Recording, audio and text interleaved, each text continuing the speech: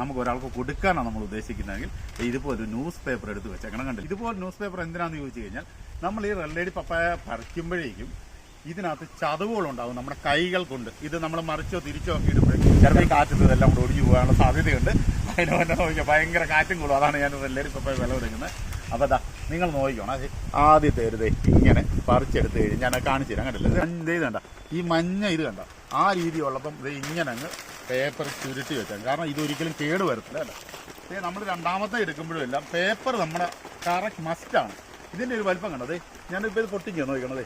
അപ്പോൾ ഈ മഞ്ഞ കളറുള്ളത് ഇതിൻ്റെ വലിപ്പം ഒന്നും കണ്ടോ നോക്കി. ഇതുപോലെ ചെറിയ ചെറിയ ഡോട്ടായിട്ട് ഇങ്ങനെ ചുറ്റും വരണം കണ്ടോ. അപ്പോൾ ഇത് ചതഞ്ഞു പോകാതിരിക്കാൻ വേണ്ടിയാണ് നമ്മൾ വെള്ളരി പപ്പായ എപ്പോഴും ഇല്ലേ നമ്മുടെ കൈയിടുകൊണ്ട് പ്രസ് ചെയ്യുമ്പോഴേക്കും പഴുത്ത് കഴിയുമ്പോൾ അവിടെ കേടുപാട് സംഭവിക്കും. ഇത് ഇങ്ങനെ ഒരു സൂത്രവിദ്യയും കൂടെ ഉണ്ട്. ഇങ്ങനെ ഇത് വെച്ച് കഴിഞ്ഞാൽ 2-3 ആഴ്ചത്തേക്ക് ഒരു കുഴപ്പമില്ല. കണ്ടില്ലേ, ഉണ്ടായി വരുമോ നോക്കി, മുള്ളോട്ട് നോക്കില്ല, നല്ല വലിപ്പത്തിൽ നമുക്ക് കിട്ടും. Okay, bye bye.